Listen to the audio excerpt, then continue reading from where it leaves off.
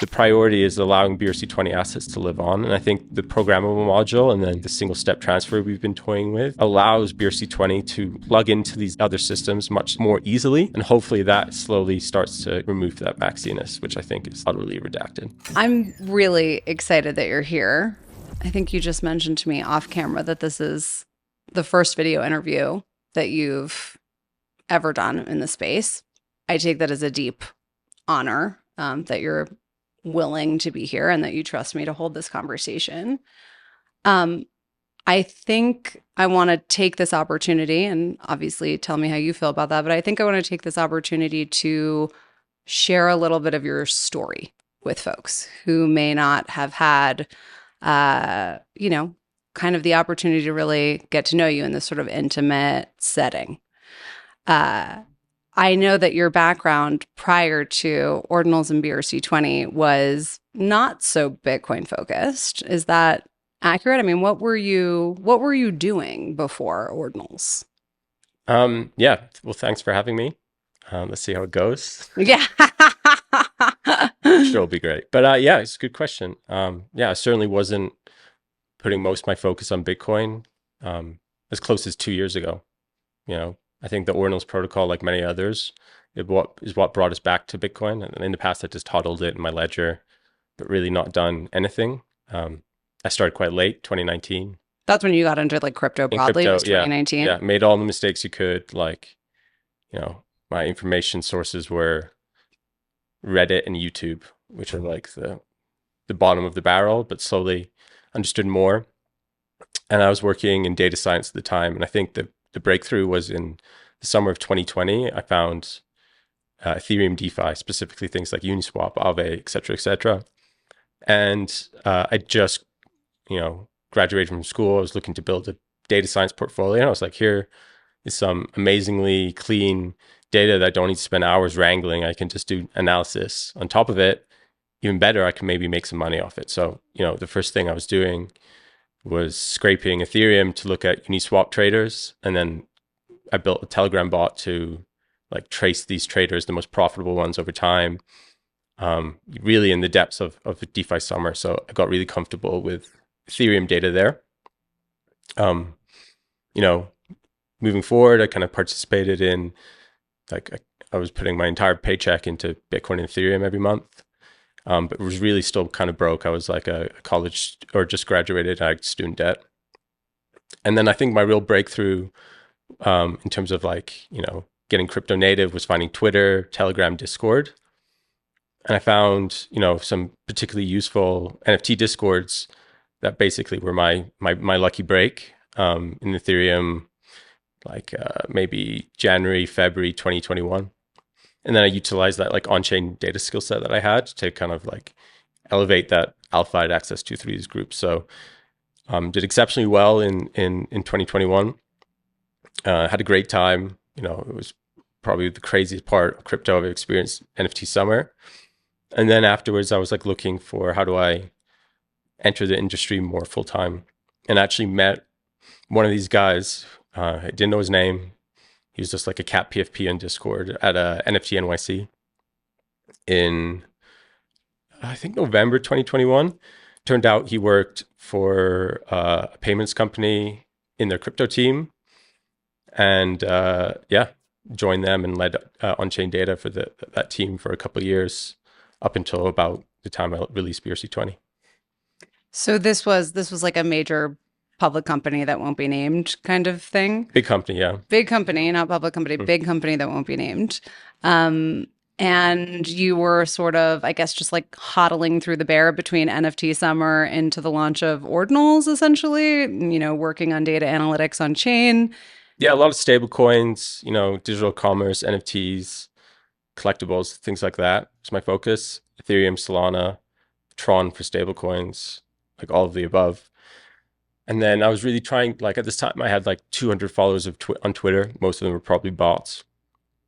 And I was trying to build my brand in the analytics space. I'd seen a couple of people the previous cycle that had done a really good job of that. People like Hill Dobby, many others escape my mind right now. But I was like, okay, I'm doing interesting stuff. If I'm going to do it for my own trading, I may as well publish it online using Dune, which was the best platform at the time.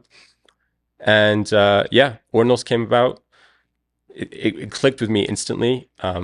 My favorite niche within Ethereum NFTs was like the fully on-chain NFTs, things like Brockchain. So, And CryptoPunks. CryptoPunks isn't full. Well, they later uploaded their metadata on chain, but initially it was just a token. And actually, really, I don't know if many people in the Bitcoin community know this, but like the CryptoPunks are valued the most today. Like the one I have is actually like the version 2.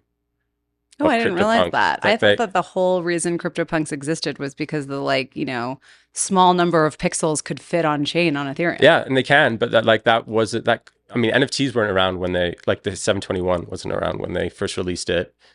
So they had to make their own standard with a marketplace, and I believe something went wrong with the marketplace that allowed people to snipe or do something to steal other people's punks. So they just redeployed a new standard where you could just claim your old punk. But the key thing here was you didn't need to burn your old punks. So there's still these V1s that are floating around. Anyways. Oh, that's hilarious. That's a digression. But you're an on-chain maxi, basically. I'm an on-chain maxi. I like that stuff. And, it's kind of like funny compared to normal NFTs on Ethereum because, 721s, they have a token URI, which points to off-chain image data typically. But the token is on-chain. Whereas Bitcoin is the inverse. Like the image is on-chain, but the token is imaginary. So I just thought that was like a fun polarization, and both seem to have worked, right? So, I found that, I can't remember, I think I probably saw it in the first week of February, certainly, not under 1K, but definitely under 10K. Ordered, all the, like an Intel NUC, on Amazon speed delivery to get my node up and running. Inscribed a bunch of things sub 10K. Do you remember where you first heard of Ordinals? Do you remember the moment you discovered them? I don't, but I saw it actually in January, I think, which is quite early. Very early. But didn't do anything. And then I saw it again in February, and then that was kind of like the kick in the ass I needed to go ahead and, okay, this is serious. It's not just, some experimental thing that a bunch of people are just going to be playing with in their basement. It was like, okay. That was post the press release that I wrote for Casey. That was when TechCrunch started covering there we go. it. And yeah. So you kicked my ass into it then. Yeah. Well, I won't take credit for that. It was coming no matter what. But there was sort of this moment when Ordinals were, getting, steam and attention just on sort of the underground, Discord, Twitter, whatever. And then there was the moment where it was okay, now this is mainstream press. And so it sounds like you got more serious after mainstream press picked it up. Yeah, I think it's accurate. I saw the early, spam sub 10K is not very interesting. And then I think, the two things that play a part in BRC20s, and I don't know if we want to get there yet, but the two things that play, the early collections that play a large part in BRC20s, Foundation or Bitcoin punks. Because they did this first is first. They're the inventor. Fair launch. Fair launch. We have no way of distributing through a smart contract. Shout out to Robert Clark. Shout out, yeah. And it's just, if you look at Ordinals, it's based on a series of global handshakes, social consensus, etc. With Ordinals' case, it's we agree that these satoshis are tracked with first in, first out accounting. So basically the concept of an indexer. Yeah, exactly. And we agree that this particular Satoshi is tied to this piece of data. Those are the two core premises. Bitcoin punks took it a micro step further and said that okay, we also agree that we're going to have a collection layer on top of this. And it's only the first unique implementations of this SVG code or whatever it was. So I was like, okay, that's kind of cool. And people agree to that, and these accrue value. So it's another, step in that direction of social consensus. And then the next one, 2 weeks later, was Sats names, which was the real JSON daddy, I guess, bringing JSON to the masses, to the mempool, to ordinals.com. And that I think I saw on the Ordinals homepage, which I just kind of had up on my computer while I was working, seeing what new things were coming through the mempool. And I thought that was awesome. Like, it was just like, okay, well, here's another step further, right? New way that you can use this technology, basically. Exactly. Like, and I think, if I'm thinking about like these aha moments, I think, with Bitcoin punks, it was like, okay, you can have this collection layer, arbitrary rules to enforce boundary conditions on, the data that's inscribed. And then I think Sat's names, if I'm thinking back on it, it probably was, hey, like, this isn't just an artistic protocol. Like, this is a portal into the data availability layer that is Bitcoin, right? Hell yeah. So we have all this inscription tools, like, as Bitcoin, you can do wherever you want. Like, the infrastructure is in front of everyone. How about we just like do some other stuff, right? Like, I just saw, and then from that moment on, I kind of saw Ordinals protocol as like a gateway into Bitcoin's data availability layer that's most easily accessible to majority of users, regardless of technical ability or background of Bitcoin. Did you ideate with anyone else about BRC20 before you actually like fabricated it? I mean, was this like a conversation? Were you involved in like community discussion about this concept in advance of its execution? No, there's two things. There's two things. Like, another part of the credit has to go to I'd been thinking like it was weird that we started with NFTs before we did fungibles, because in every other ecosystem it's been the other way around. I get why that was done, given It makes sense. It makes sense given Casey's background. And Satoshis are the are the fungibles. The fungibles, exactly. But also like the limitations of Bitcoin, where you kind of like, even with BRC20 or runes, you're emulating fungibility. Like, there's still those constraints, right? Mm-hmm. So I understood why that like happened, but I was like, okay, surely you could do something, especially after seeing Sat's names, this kind of JSON structure. And then I saw a tweet by a guy named Redphone Crypto. He works with Delphi Ventures, really smart guy. Putting out like a pseudo spec of like how you could go about, emulating it. Like, ultimately, I think his design like wouldn't have worked because it's missing a couple of key things, but it like kind of inspired you. Yeah, it was like it was uncertainly the catalyst that made me lock myself in my room for like 2 days and build BRC20 basically. Wow. Because it was like, oh yeah, okay, so like other people are thinking about it, like this is an interesting way, and I like the simplicity. So like, a big part of credit has to go to Redphone. So basically, I'll pause. Yeah. Oh no, go ahead. Credit to Redphone for sure. Yeah. I mean, gangster. Exactly. So from there, I like spend the next couple of days, first on the data side. Like, I built the indexer, which was like the worst indexer ever, and broke within like an hour once I launched it. But it was like only ever meant to be a proof of concept, like here, and to help me like verify that you can in fact do this. So and the core download, I presume, from Redphone was we can use inscriptions as basically like a tablet for an account-based ledger. I mean, is that essentially? No, yes, I'd say yes. I think it was just like, also like, I'd been thinking about how you could do this, and it was just really like, okay, I like to like keep it as simple as possible, get a POC out, like it was basically just like, let's create something that actually works with an indexer. And in order to do that, like, and the idea at the time was that, like, and you read in my Git book, was like, it's meant to be as simple as possible. So I was just focusing on getting the most simple possible protocol out there in a way that worked, And that leveraged the inscription envelope. Yeah, exactly. Because that was like the easiest thing at the time that to get into Bitcoin's data availability layer, right? And people always forget, like, I'm a data scientist. I'm a bit of a LARP dev. Like, it was like the best tool I had in my ability at that time to get data on chain. So just was practical more than anything. So you build this thing in 4 to 8 hours. Less, yeah. I imagine you then go to bed. Well, there's a bit in between, like, like, I think key thing that people didn't understand early was that anyone could inscribe anything to anyone. The two things that took me a while to think through is the levels like the layers of balances. You have the availability versus the available versus the transferable balance. Mm. Like that was a breakthrough with the design. And the other breakthrough was like, I was like, how the hell do you prove ownership of this, or intent? How do you prove intent? Because inscribing, a inscription to yourself with the destination, wallet in there, anyone can do, right? And I believe actually a Metaprotocol did this later, and like realize, and they thought that they didn't realize that anyone could inscribe anything to anyone.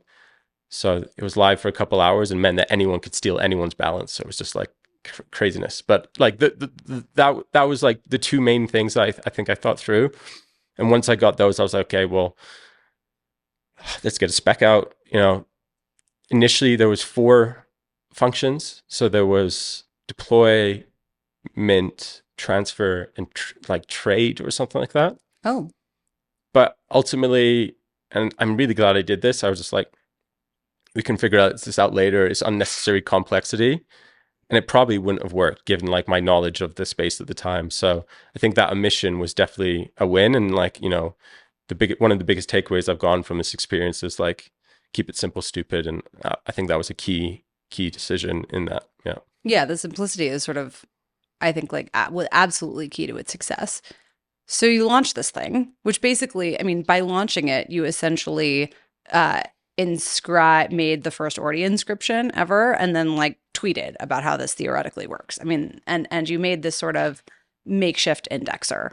How did people access that? I mean, what did you like put out into the world before you, I hope, crashed and passed out? Yeah. So a couple things there. So, like I deployed Ordi just as the testing apparatus. And like I did a couple transfers to prove concept, like a couple minutes to prove concept.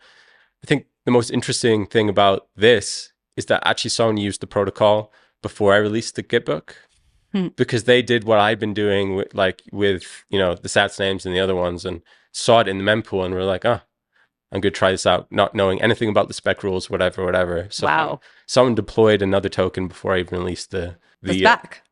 The spec, yeah, exactly. It's incredible. I thought my indexer was wrong. I was like, where's this coming from? Like, who's doing that? So that was a funny thing. So as soon as I saw that, I was like, okay, I probably need to get a spec out quickly. So, this is pre-AI. So I was just like typing away like some bullshit and like, and tweeted it. Yeah. And at the time, like, I think I'd grown that 200 followers to maybe like 500 followers. And they were pretty targeted within the Bitcoin ecosystem because I'd released two dashboards that got traction previously.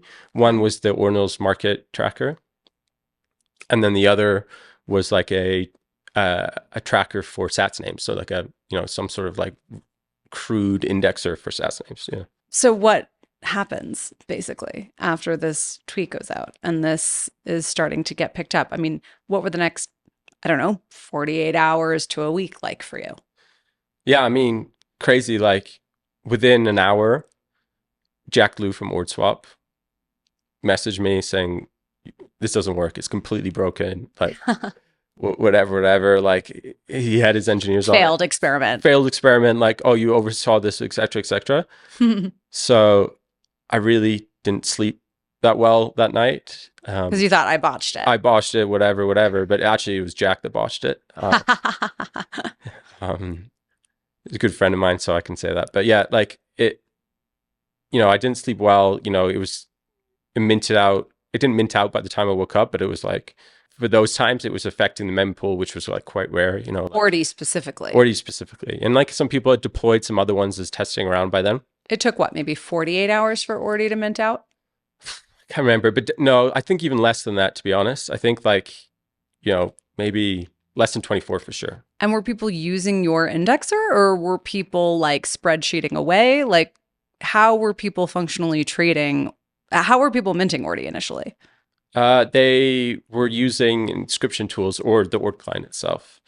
And I don't know who, but someone had made up an indexer. I can't remember his name, but shout out to whoever it was. But they made an indexer that basically, like, it didn't tell anyone their balances, but tracked the instances of Ordi. So you could like, and I think within 72 hours of this experiment. within 16 hours or something. So you could see if it had been minted out, which was the key thing. So people wouldn't be wasting, fees or anything like that. How did everyone learn about this so fast? I mean, was like Twitter blowing up? Like, how did the memo get out so fast that people were literally building tooling for this thing within 16 hours of you sending a tweet to 500 people? I think a couple things. I think, like this previous dashboard had gotten like the core Ordinals community interested. So like they saw it and it was like something new, and like these Sats names were popping off the week prior. So it was like, oh, there's something new, let's try it. I think also like the infra providers realized like how much of a cash cow like these inscription tools were. So the first to implement like an easy, mass inscriber like was a, like an easy win for like, even if it was going to be a fleeting narrative. So I think both from a user perspective and an infra perspective, like it was right time, right place, which is like true for much of the BRC20 story, in my opinion. When did these start trading on secondary? Like so they minted out. I mean, like how quickly were people like trading up these assets, Ordi specifically? I never really followed the OTC side of things, but apparently people were, had spreadsheets, like shout out the old Ordinals days. Asher is a good example of that. I mean, Asher made, one of the first, probably biggest OTC trades of that time period to UTXO management, hence Unbroken Chain being formed. Yeah, so that kind of like, was going on in the background. This is people like, just sending each other inscriptions of people just sending each other Ordi for OTC for Bitcoin. And, like this went on into like, I would say I released on March 9th or like 10th. So coming up on like the 2-year anniversary. And this must have like kind of this OTC dealings kind of went through to like the end of March. There's still a lot of uncertainty because like a proper, indexer product is not available yet. So there's still people saying it's broken, et cetera, et cetera. So it wasn't easy to use at this point. It wasn't easy to use. Exactly. So there was three main catalysts, some more than others. So we did the people were doing the OTC stuff. The UniSat indexer came out, I can't remember when, maybe like early April, I was going to ask you how UniSat got involved. The indexer was not the first product that they built that ultimately touched BRC20. What was UniSat's first engagement with BRC20? They were an inscription tool. Okay. This is the inscription tooling that you were sort of referencing before. Yeah, exactly. They were one of the did they build? They built like an inscription tool that allowed users, like, I think, when there was 1 hour left of Ordi mint, like you could easily inscribe through the tool because it happened so quickly. So they're the fastest to pivot and make like a specific minter for Ordi, I believe, and then later other assets. But yeah, I can't remember how we got in touch afterwards.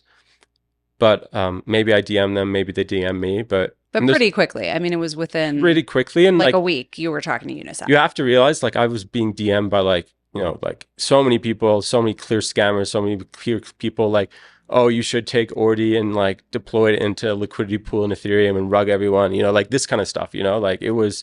So I was really kind of apprehensive about everything that was coming my way. I think what, appealed to me with them is like they had already built this tool. It was battle tested. Like you could clearly tell that they had like a solid engineering team behind them. And if you did research, they came from the BSV land. So, which is where most of the early builders and Ordinals came from. So, really that phase in the story, I don't really have a good timing. It's like a blur frame. Yeah. But, the implementation of the indexer, I think, stirred a second wave of OTC because instead of like blind trust within this, you could actually like validate, if the middleman had actually received it, and et cetera, et cetera. So, and they built this on their own volition. Like this wasn't something that you guys collaborated on. They just built an indexer. They were like, we want to support this ecosystem. Like I was just like so tired. Yeah, I was just like, yeah, this needs to happen, and I'm willing to support anyone that does it. And they were, the most on board and competent team at the time. And I believe that, Best in Slot was not far behind. So, Best in Slot has also been around since the early days, as well as a variety of other teams, which I appreciate their assistance in the early days. They came on later. I mean, UniSat was sort of like their day one. I mean, Benari has said to me, on camera, he didn't take BRC20 seriously initially, right? So they just sort of started a little bit later, it sounds Yeah. like. But UniSat was sort of, I mean, they were immediately, their inscription tooling was being used for the mint of Ordi specifically. I think it was who told me he was, yeah, mass, like clicking away at like the UniSat tooling, playing around with Ordi while it was minting. Then, and I just wanted to touch on like those two catalysts or three catalysts, one that's not really talked about a whole lot, and another case of right time, right place is, we just come out of the depths of like the most horrific bear market with FTX. There really wasn't that much stuff going on. Memes were really nowhere near where they're recognized today in terms of like adoption, whatever. But Pepe on Ethereum came out like that first week of April, if I'm thinking right. So it was like, and that was like an implicit catalyst of like, okay, there's new things on these chains again that we can be excited about. Like, it's not just depression, in addition to Ordinals. And I think that kind of got a lot of people from the fungible side back interested. And that was between the indexer and then the release of Unisat's marketplace, which in my opinion was like the final catalyst, which is made it tradable by PSBTs and lots, similar to how you would trade Ordinals. Was the advent of BRC20 sort of like the final kick in the pants for Unisat to get the marketplace up? I mean, were they planning on building a marketplace before BRC20? That was. Well, actually, you'd have to ask them. You should get Lorenzo on the show. But, I will. It helped. Yeah, I'm sure it helped. Yeah. Okay, so we have sort of this like frenzy. It's hard to track price basically because everything's happening OTC. I'm sure there were like people trading at different prices. There was the price was sort of like an impossible thing to track. At what point did you feel like you could start to get like real good pricing data? Was it not until the marketplace was created, until Unisat was created? Yeah, I think probably that was like, first time I started really paying attention, because like these OTC things are like often very like, who do you trust? Unreliable. Yeah. Yeah. When about do you think Unisat put out the marketplace? Like, I don't remember. For some reason, I've got like 420 in my mind, or like late April, definitely like, or going into May. Do you remember like watching the price action of Ordi around that time? I mean, what was going on with price action? Yeah, I mean, it was stressful. Like, I mean, like we built an indexer, but like there was still like a lot of loud voices on Twitter saying, no, this is wrong, no, that's wrong, like, et cetera, et cetera. Technically, or well, both philosophically and technically, right? Yeah. I mean, I remember the philosophical conversations for sure. I was working for Casey at the time. Yeah. And actually, maybe I should get into that for a second. It's like, I knew when I was releasing it that I was an Ethereum person, had no like network within the Bitcoin community like it did in Ethereum. And frankly, didn't know a whole lot about Bitcoin at the time. So I was just like, what I do know about Bitcoin is that it's like, I mean, at the time, maybe I'm a bit more negative now, but at the time, like my perception of the Bitcoin community was that, there's this ideals that Satoshi laid out. So it's like, like open access, like free and fair, these kind of things. Again, like, Bitcoin is different to everyone, but like that's kind of what I perceived at the time, being like this Ethereum person, and seeing the podcasters at the time kind of speak down to Ethereum. So I was like, okay, so what again, it's just meant to be a fun experiment, but how do I emulate the fair, free, and open philosophy of Bitcoin? And that led to like a couple of the decisions. And I think, namely, this like mint function, which I think was a big contributor to its success. Absolutely. So there were some technical considerations. You said it was mostly stressful. Yeah. There wasn't any part of you that was also just very excited by what was going on. I mean, do you have any memory of like how Ordi was trading in those, like, let's call it like April, May, June era? Yeah. Like it was just, it was a crazy ride to be part of. I'm sure like, anyone that was there at the time would agree. Most of the stress around it was technical. Were you stressed out by criticisms of Ordi? By people like Casey, maybe? Philosophical criticisms. Did that affect you? Yeah, it affected me at the time because, like there was some very loud voices talking about how this was negative and that was negative and this was negative. And I think a lot of it was valid. Like at the end of the day, like, there's certainly, I think I got a question the other day, like if you had to do BRC20 again, like what would you do differently? And I think from the core design perspective, not a whole lot, because, it was a 1 in a million success story in my opinion. And tweaking any of these design variables would have likely flipped the scales in some sort of negative way. There's some few things like, like it's quite an inefficient protocol. You can do things to making like the encoding of the data better, the structure of this. But to me, like there's also some downfalls with that, right? Like we saw with the Bybit hack last week, like there's a massive value to having human readable text at sometimes. So, like I get some of the points, but maybe some of the efficiency things I would have changed. And I felt a lot of the time the feedback I was getting was not feedback from a positive place. It was often feedback that, in my opinion, would have sandbagged the protocol. So change this to kill the protocol is a lot of the feedback, in my opinion, I was getting in the early days. And ultimately, I'm glad I didn't follow with a whole lot of that. Like we've had a lot of bad ideas with BRC20 in the past. I kind of like the slow approach that we've taken, because I think we're finally coming up with actual ideas that improve the protocol instead of like rush things that would have been a stopgap, and ultimately wouldn't have improved it in the long term. How collaborative were you with UniSat as UniSat's marketplace was developing, right? So, I mean, UniSat basically, I mean, ultimately, I mean, it created their business. I mean, they raised many, many millions of dollars, on this marketplace, was one of the most successful early Ordinals businesses by a wide margin. I mean, I remember at the time, I think may have been the most like highly valued company in all of Ordinals at one point.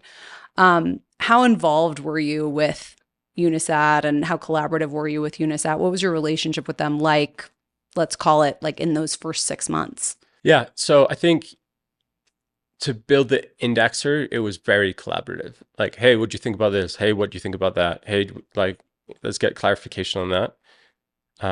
As for the marketplace, like I didn't play a large part in that. Like the rest of the business outside of the indexer, you didn't really touch. Yeah, exactly. Yeah. You're technically an advisor? No, I've You always no business a formal business relationship with them. Yeah, Other than neither LRF, which best we'll in get slot. into. And I've always thought that it's cleaner. If you're going to appoint maintainers to run the protocol, like if you have like financial incentives, Like no money should be exchanged. yeah, because then it's just like muddies the waters in terms of like incentives and why you're doing this. So I said, I'm sure Unisat was a great investment for people that did it, but like I'm glad in the end that that's not something I did for that simple fact alone. Okay, so we've got like April, May, June. I don't remember. Again, I was working for Casey, so I was not paying close attention to BRC20 at this time for obvious reasons. But I presume there was sort of, a big wave in price action, OTC. You don't really know what's going on. I imagine when Unisat went live, there was also an initial, at least, big boost in price for Ordi, and that was sort of like a wave in BRC20.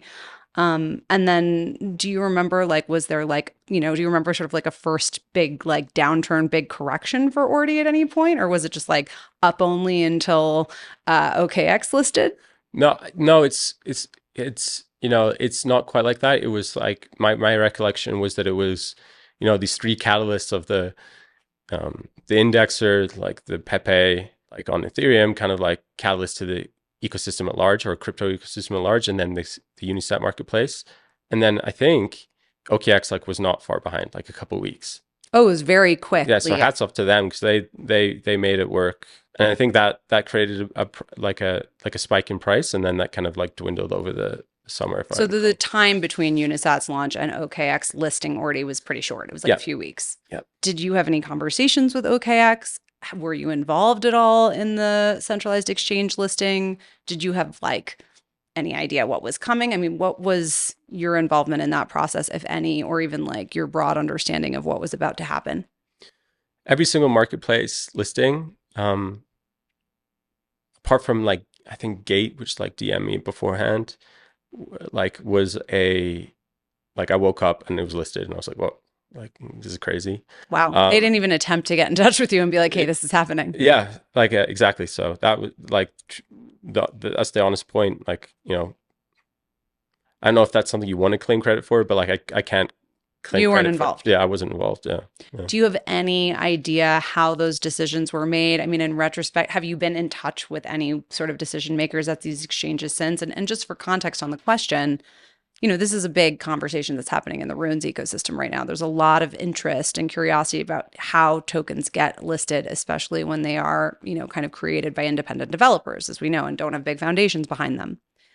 Do you have any idea how that decision was made? No, I don't. Like, the only thing I could maybe say that like could be some contributing factors is, 2023 was a very different time from like a listing perspective.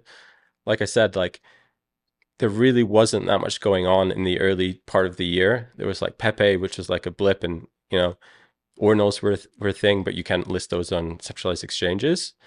So I think it was just like the market was kind of like starved for a narrative, and it was a logical way for these exchanges to experiment. I've also heard theories that like at the time, because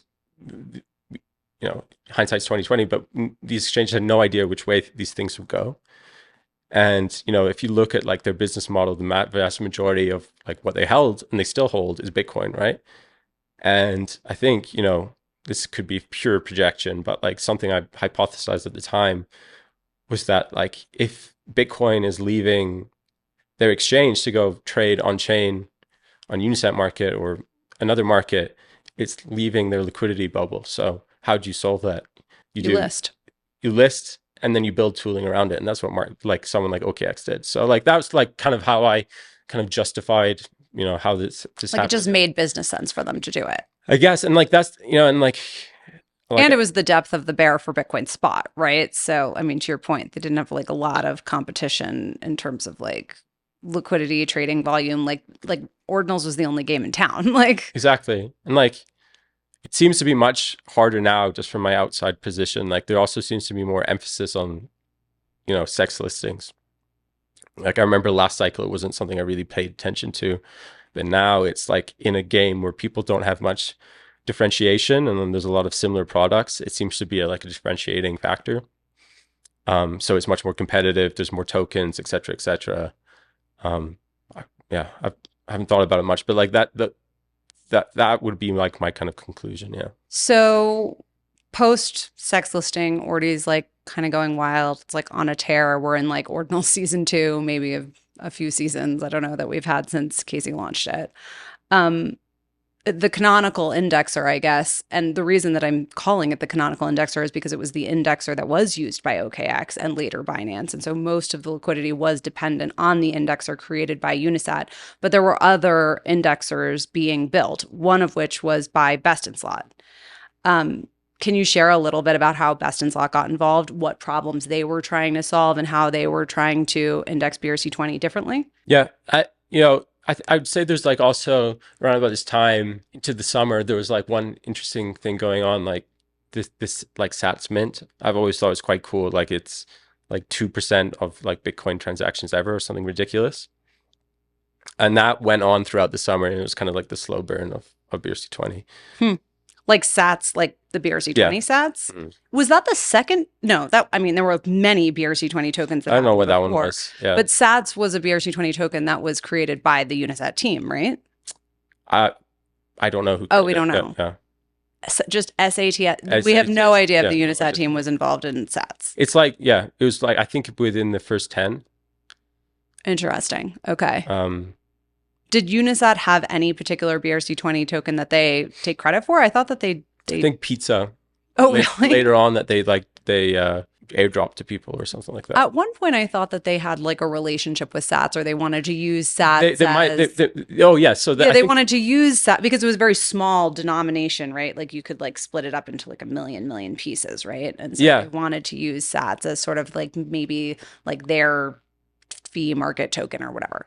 You're right. Like they adopted it, but the nice thing with BRC20 is like it's almost irrelevant who like deploys a token. Like it's right. Like because it's fair launch no matter what. Yeah, exactly. So it's like the deployer has no real rights over like what happens with the token, et cetera, et cetera.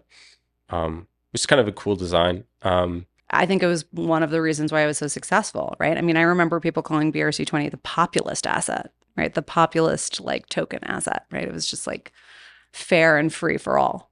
Yeah. And I think that was like perfect timing as well, like bear market, only like the most, savvy people were paying attention.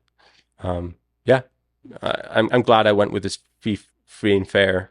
And again, like say I'd gone down with a different approach, like something I've thought about before is like, say you assign yourself like a pre-mine.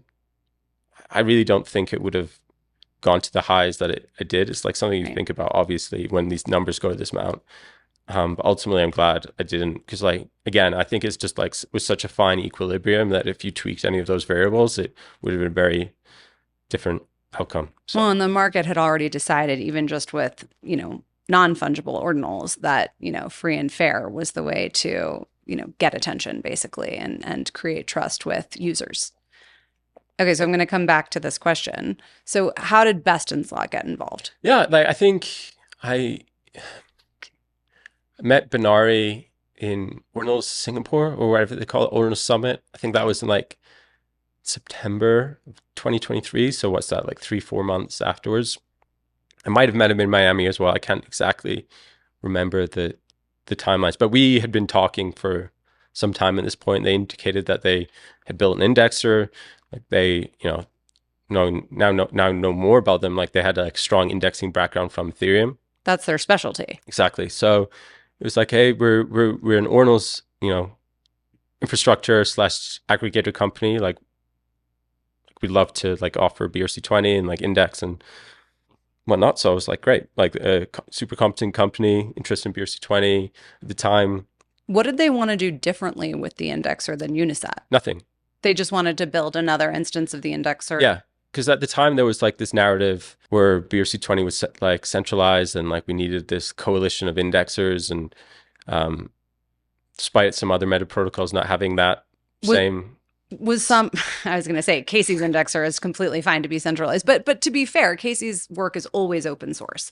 Some of the concern around that was because UniSat refused to open source, or didn't, or wasn't at the time. Yeah, I'm in jest. Like that's a fair argument, and I think it was a good outcome. And like there was a number of indexers at the time, like just off the top of my head, and sorry if I forget anyone, but like the hero guys, they index Allium much later. I think Ordi scan team did some indexing. And again, sorry if I forgot anyone, but like the early times, like we had a good group of indexers and we're spot checking each other's results. How much of them were all of them open source except for UniSat, essentially? Can't recall. Yeah. Okay.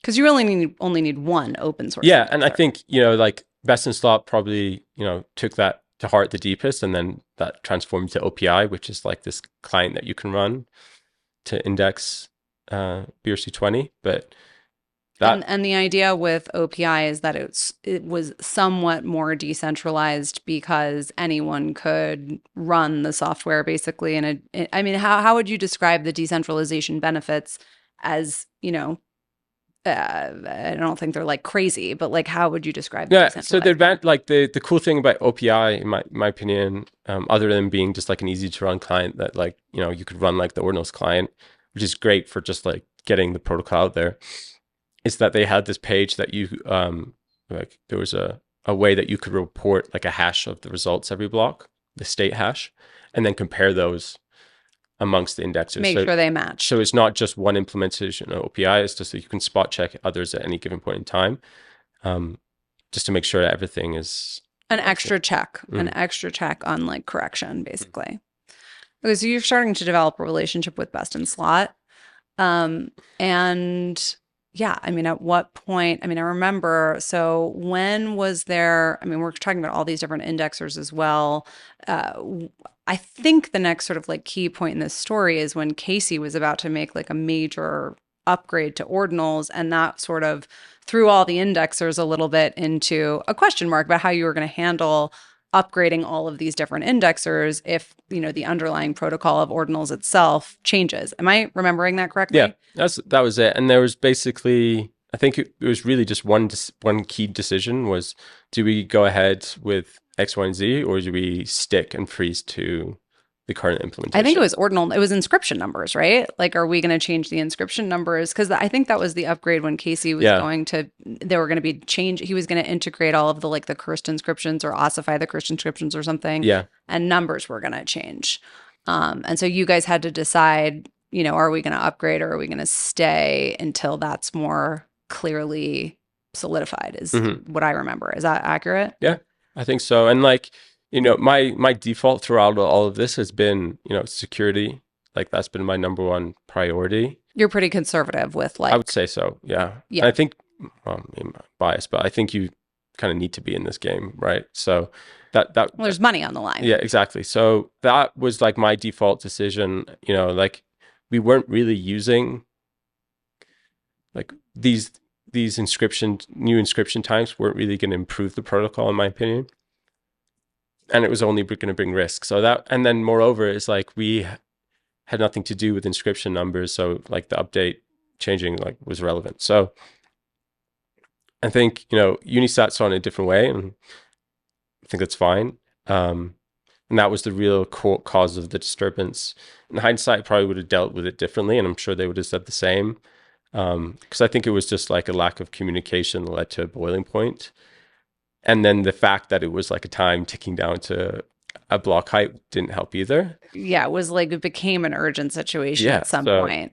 So I think ultimately, like, he reached a compromise. And that's how Bestenslat ultimately got involved. No, that was later, I think, actually. But we reached a compromise in terms of like how we proceed. Again, it's kind of escaping me now. You know, like its relations have been good since, I'd say. Yeah. So this was sort of like a moment where there was, you know, you realize you have multiple indexers. They actually do need to be in social consensus. I mean, that's sort of what it boils down to. Yeah, if you're going to have multiple indexers, they need to be in social consensus. And in hindsight, like I'm, you know, grateful for everyone for collaborating, because there was like back and forth, but ultimately everyone agreed that we needed to agree that any sort of fork was really not in the best interest of the community, and then found a resolution that kind of like fit everyone's needs and interests. And then everyone shipped it within 48 hours. So thankful for everyone involved, including yourself, which helped me with like a lot of the communications. That's when we met. Yeah. I mean, we'd met, but that's when I sort of got deeper into this universe with you. Yeah. So Bestenslat, I mean, my understanding also is sort of after that kind of moment where you have this tension of, okay, we have multiple indexers. We all need to agree if there's going to be upgrades and how are we going to manage basically the upgrade process. After that, did you guys, I mean, I believe it was shortly thereafter that you sort of relaunched the Layer 1 Foundation as a governance organization that was sort of meant to coordinate these different actors, and multiple of the companies that had BRC20 indexers kind of joined on board and sort of kind of socially agreed to collaborate. Is that a fair I think assessment? We realized that it was a shit show, and like we should avoid doing that again. So we had Layer 1 Foundation, which was kind of like this ambiguous body that, you know, me, Alec, and Bestenslat set up. So Bestenslat had been working together for a while at this point. Like they were like an original contributor to the Layer 1 Foundation. You know, we knew that like something like this was needed, but didn't really know how to best purpose it. And I think at the time, the best use of that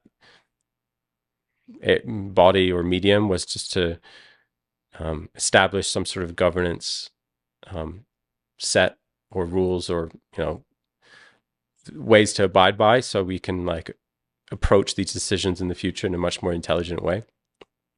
And that resulted in, and again, I might be skipping steps forward or back, but my recollection is that like we resulted in this like oversight committee that sat above two lead maintainers with both UniSat and Bestenslat. At that point, they both, and to this day, still run different indexers. Is that accurate? Yeah. But both indexers are open source. Well, UniSat, I'm not fully aware, if I'm being honest. Okay. But they validate like with each other. Right. Like, and Bestenslat's is certainly open source. Yeah. Okay. And they're kind of checking each other. They work together. How is the working relationship with the three of you? I have a little bit of a peek insight into this, but I'll let you share. I kind of I'm happy with the way that it's gone. They're very different teams. UniSat is like very gung-ho, innovate, build Move things fast and quickly, break things. move things and break things, where I think best in slots a bit more meticulous, come from like an audit background. Conservative. Yeah, check things, what's that thing, like measure 3 times and cut once, like whatever. Yeah. So they really work from that perspective well together. They're like a balancing act. Exactly. So happy with the way that has turned out. And like at the end of the day, like this is an open source protocol. So I'm like indebted to them for continuing to work on this. Right. And I think that's the way that an open source protocol should result, is I think that the creator, it's great and all to create something, but over time, your ideas aren't necessarily going to be the best ideas, more technical, more experience, and a bigger pool of ideas and people working on the protocol is healthy. And I've liked the way that this is going. Like I've been involved, and I see myself as a bit more of a coordinator. But like all signs are very positive with the way things are going. And again, like I think it's working well. And there's a world there's a world in the future where Domo might not be part of BRC20, and I think that would be a healthy thing. But like obviously not yet. But like I think we're moving in a more kind of healthy way towards open source and ossification. So this team that's coming together, you've been working as a team on specific technical developments. You guys have been talking about 2 primary upgrades to the protocol in the past, maybe like 8 or 9 months. And that is the swap protocol and the swap module and the programmability module. I don't know if you want to share a little bit about what those are. Obviously, I think something that's worth pointing out that I think is well known is that both of these companies, Best in Slot and UniSat, also have other businesses that they're running, right? I mean, this is kind of an independent project for everyone involved. No one is sort of like directly profiting off of this. I guess it's a very thankless job. It's a very thankless job. I was going to say, I guess arguably UniSat has some skin in the game with the marketplace, but this is definitely a very different, monetary opportunity than their other businesses, which they also have to run. That said, they're still contributing quite a bit to the development of BRC20. How do you see these 2 developments that have, now been kind of on the table for some months and that have been in the work for some months, both the swap module and the programmability module? No, this goes back all the way to like summer 2023 as well. We realized at the time that, frankly, trading these fungible assets, like we weren't really trading them fungibly. We were approximating fungibility by selling lots of these as you would with NFTs. And any sensible protocol would strive to like improve that experience. So that's the kind of the birth of the swap module came from. Of course we made mistakes there by using this like black and white. Like I think that was a mistake module technique, but like proven that like this is a viable technology. And then it's been later proven via UniSat's fractal network that this is like battle tested and a good experience. And hopefully just the idea is that it improves the trading experience, resembles fungibility a bit more. And then it also, like with these sequencers, like you can, improve the UX and experience to hopefully resemble even closer to, broader crypto experiences like a Uniswap on Ethereum or like Jupiter on Solana. How did their original swap implementation work? And like, what was this sort of they were attempting swaps very early on right now, and I'm not entirely sure I understand like the tech behind it or how it worked, but I'm curious if you could give like a little context on that. Yeah, it's not a whole lot different to what it is now, in my opinion. Like they've had some years to like improve it, but the crux of the idea is the same, just like a sequencer driven swap module. And the nice thing there is like people talk about it as the Unisat swap. Sure, they're building it, but again, like anything with BRC20, like it doesn't like it's not going to be specific to Unisat, right? Like any team can deploy a swap module and adopt a token into that. And they offered this on the marketplace. I mean, this was a live offering at one point. Yeah. Like using this black and white swap module, which, again, I think was a bad idea. There were some challenges. Basically, because it's just like there's no, with any of these Metaprotocols, is the route to upgrade something is a long one. And, having this system where like it takes liquidity without a clear path forward was ultimately, in my opinion, a mistake.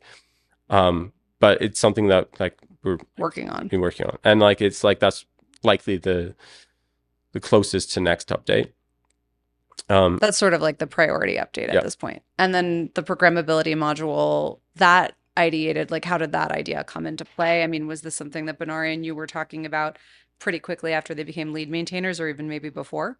Yeah, I remember we were speaking about it, or he brought it up in Taiwan in 2023 at uh, I forget the name of that one, but it was like a Bitcoin summit, and we were talking about there. And ultimately, as like with my background before, came from Ethereum, so I think you can hate on Ethereum all you like, but the EVM is a completely battle tested and well adopted, and well suited to the BRC20 design.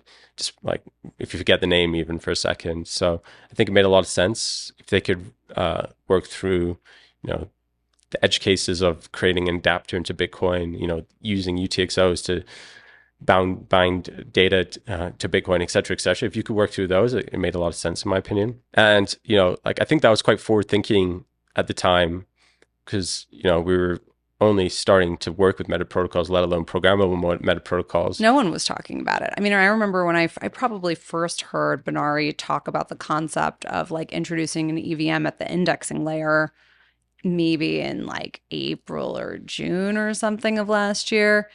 I had never heard of that before. Now it's a thing. Now you're hearing many teams working on, programmable meta protocols as I generally refer to them. But it was a breakthrough at the time. Yeah.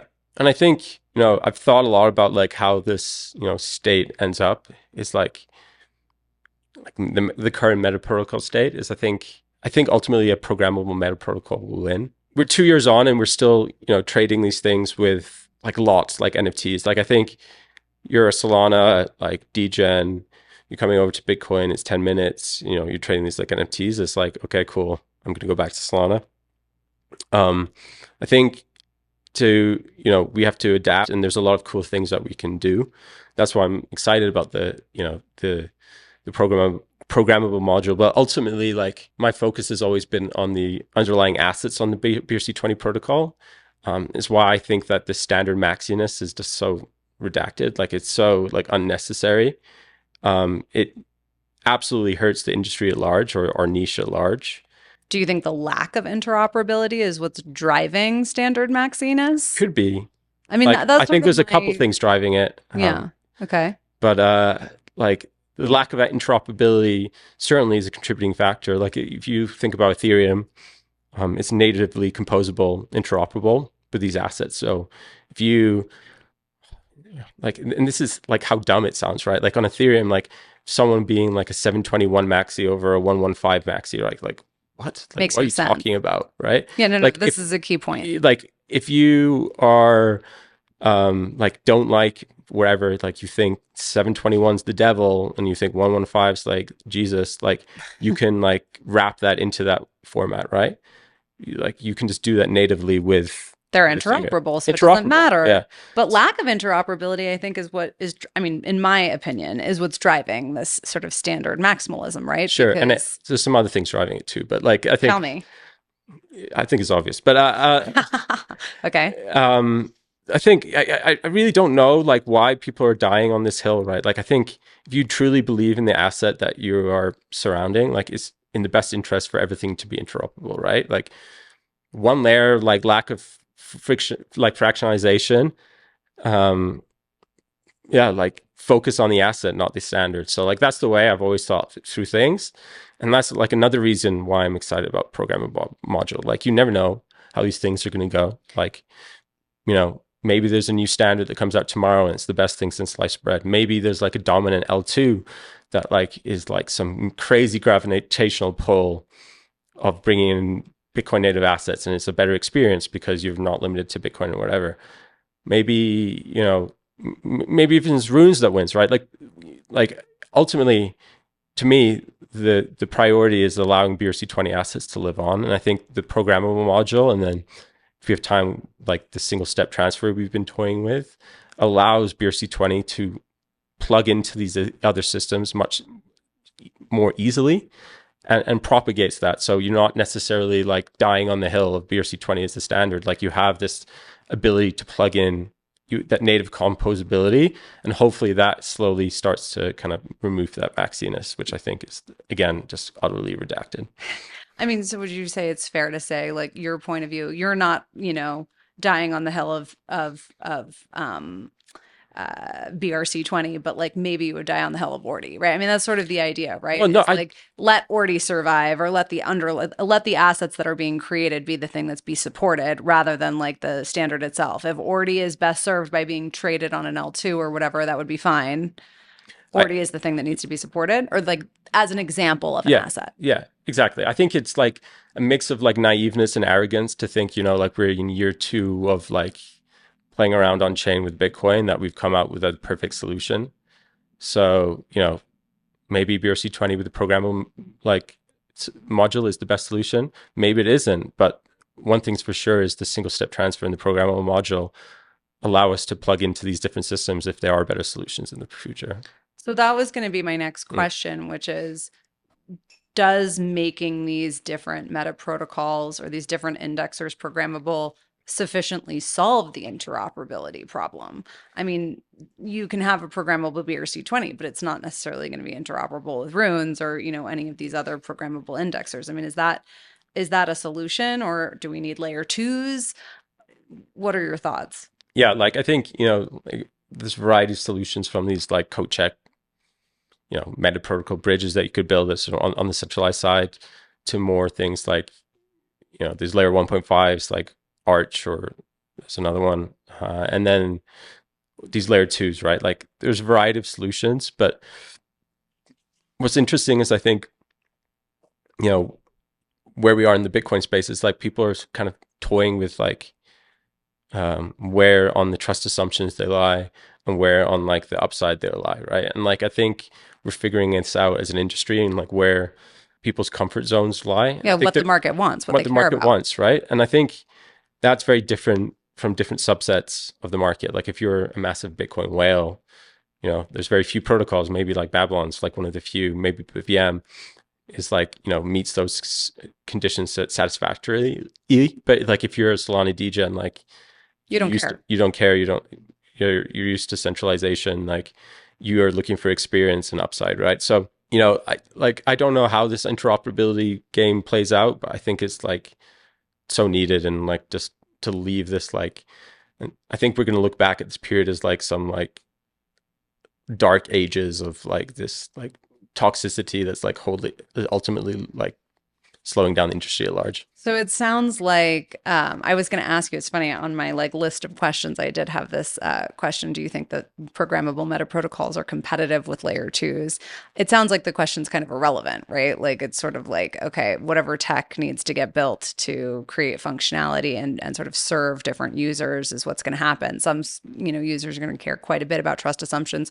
Those people might actually like programmable meta protocols because the data is on chain. Do you have a point of view about that? Yeah. It's like, I think there's a different profile for users for everything. Like I think, sure, the Venn diagrams will overlap, but at the end of the day, we're talking about Bitcoin here. Like I think there's enough users to go around. That's my thesis going forward. Obviously, it's a bit quiet right now, but there's very little to be optimistic about in broader crypto. But I still keep looking into Bitcoin with optimism because of the gravitational pull we have from there is no second best asset. Like it's just it's an optimism. And I think that like the pettiness and bickering and whatnot, and we're seeing on the L2 side as well, is really just short-term thinking and ego and whatnot, and maybe that's naive from my side, but I think that we would be better off without it. Do you think it's realistic that we would have like multiple different Bitcoin meta protocols that are interoperable with each other, and everyone will kind of like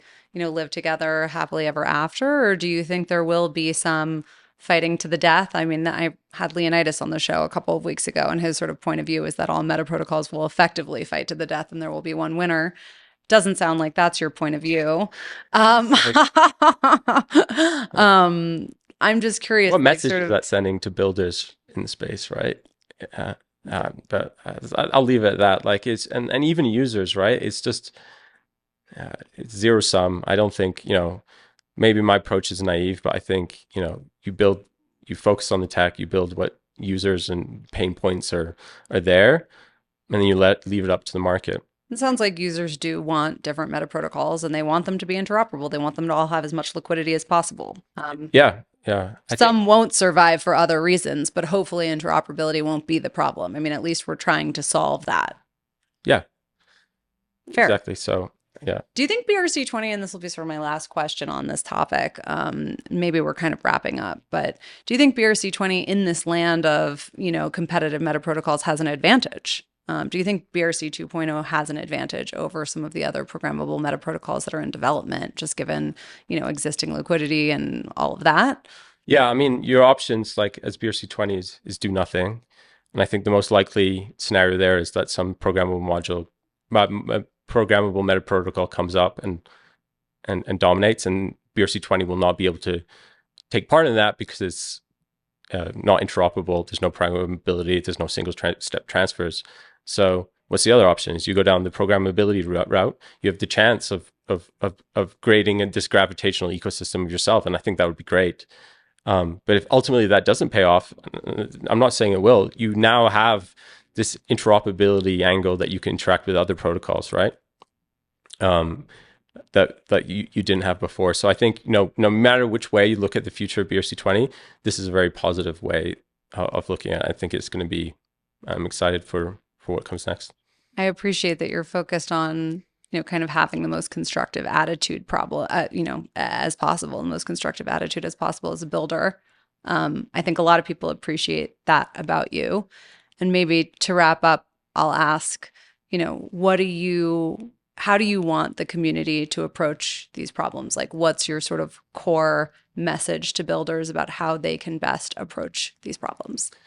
I think focus on the assets, right? Or don't be a standard maxi, be an asset maxi. Is that a core takeaway? Yeah. I like that one. I think, there's a lot of people are only looking like what's right in front of their face, when I think there's a lot of interesting things coming to the Bitcoin ecosystem, and, focusing on the hot narrative of the week is not really a good mindset to have, especially when you're on something as permanent as Bitcoin.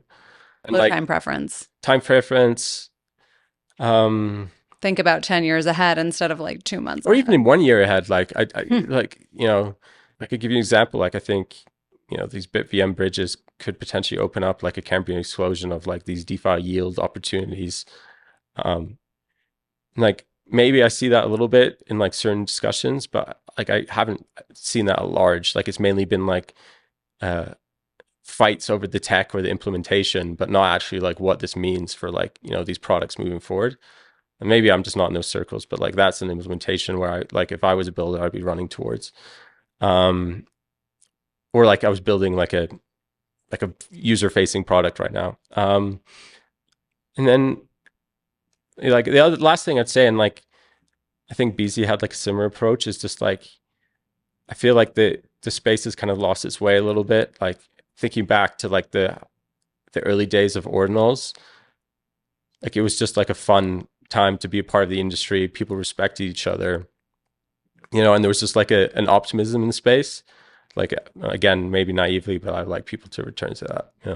Yeah, we were all on one team. Yeah, it was exactly. The maxis and everyone else were the enemy. We weren't PvPing on each other maybe as much as we have in this sort of recent market downtrend. I mean, I think probably that's maybe what's caused it. I mean, what do you think happened? What do you think is the reason why our attitudes have sort of shifted into a little bit more competition with each other? Market sentiment is always a contributing factor, right? I think that's got to do with it. But it's kind of funny that that's affecting a lot of people that are saying that they're in it for the art. Yeah, fair. Or in it for the tech, or in it for that, because some of those people seem to be the most affected by this. I don't know. I think there's there's a lot to be optimistic about with the way Bitcoin's going, and channel that energy towards that instead of negativity and sparring and whatever. I think that, regardless of what you think, the space will be better off. Well, I'm going to have Binary on the show next. I mean, Binary is set to come on the show pretty soon. So it'll be interesting to get his take on sort of what the future looks like in a like truly programmable metaprotocol universe, programmable BRC20. I think there's a lot of people, waiting for this to drop on testnet, which sounds like it's going to happen relatively soon. I'm excited. Like, there's a lot, like, we've kept it relatively close to our chests. And again, it's taken us a while, but there's good reason. Like, I think people haven't really wrapped their heads around what's going to be possible with this. Like, you look at it as surface. Do you think people underestimate it? I think so. Do you think people underestimate the concept of programmable metaprotocols, period? Yeah. And I think there's a lot of exciting ones coming out as well. Like, it's not just, BRC20, like, friends around the space are building this, like the Alkanes guys, like the Glitter guys. I love them both. Exactly. So like, it's, again, and what I've liked about that is, like, I think there's like a collaborative kind of vibe within those communities. Like, hey, let's not make the same mistake before. Like, let's work together. We're in the same like fight here. The fight's not on Bitcoin side. It's like against broader crypto to make Bitcoin fun again, right? So like, I'm appreciating that. I think people are underestimating these things at large. And what I like about it is like there's just so many different types of implementations. Like, each has their novel, like whatever. And it's like bring us back like 2 years back to like when people were throwing shit at the wall, like with, using the Ordinals envelope. It kind of reminds me a little bit to that. So I'm excited. I think, people are underestimating it at large. And then, specifically, like, I'll chill our bags a little bit with the programmable module. Like, I think people, again, are only looking one step ahead. Oh, you can deploy these contracts, like they're going to be MEV attacked. Like, oh, you like, you're still confined to like the Bitcoin fees and block times, et cetera, not realizing that you can take things a step further and implement sequencer-led applications, right? So, I'm excited to see how that plays out. But obviously you want to do it right, take your time, do testnet, et cetera, et cetera. And then that combined with like this single step transfer we're like toying around with, I think it would be like it's just like, I'm again optimistic. You mentioned the single transfer several times. I didn't dive too deeply into it, but that is something that the market has clearly been asking for. Is that why you're so excited about it? Because this seems to be something that's being demanded by BRC20 users. Do you think that if you hadn't gotten those demands, you would care to implement it? Yeah, I always like was a little hesitant about like the actual need for it. It always seemed to me as like a FUD point. Fair. Ditto. Because you could abstract it away on the wallet side. So it really like Infra could have solved the problem. Oh, it did solve the problem for Right. like a number of wallets, right? So it's like I was always a bit like, okay, I get it. Like, if you didn't do this from day one, you probably would take a different approach. It was a function of just like putting this together quickly, but it worked. And Runes is not that different. I mean, that was sort of a core takeaway of the BZ interview. BZ made that point very loud and clear. And again, like, I don't really care to go like into that, but it's like, the real motivation and what I'm excited for here is like, okay, A, it makes the experience better. That's great. But two, like, it actually like allows you to plug into other systems much easier than before, right? Like, if you think about a bridge right now, like, you have to have that like threshold signing signatures, like, or sorry, threshold TSS system to inscribe then transfer, which is like quite complicated for the average, like when they're used to just releasing UTXOs like a normal bridge. This would approximate just like a simple, like a lockout of a bridge. And there's like some things we're also looking into, like even having lightning enablement, et cetera, et cetera. So I think that's like the, like, and again, I don't want to make any promises. We've been guilty. But it's an interesting idea. I hadn't even really thought about. Exactly. So like it's another thing that I'm, optimistic at the moment. Awesome. Well, thank you, Domo. This was super fun. I am very excited to have Binary on the show, and any kind of like final words about what you're most excited about related to like a post BRC 2.0 world. Yeah. I mean, like I like, let's talk about Binary, like, coming on for a second. Like, I think I'm really lucky to be in a place where we have two like teams that are like as fired up for the future as I am, are as passionate and willing to put in the work, because people forget, like, and talented, of course, what we talk about. Yeah. Like, so I'm excited to hear that show, but just excited in the general direction that we're going. Yeah. And thanks for having me, Isabel. Thank you. Thank you, Domo.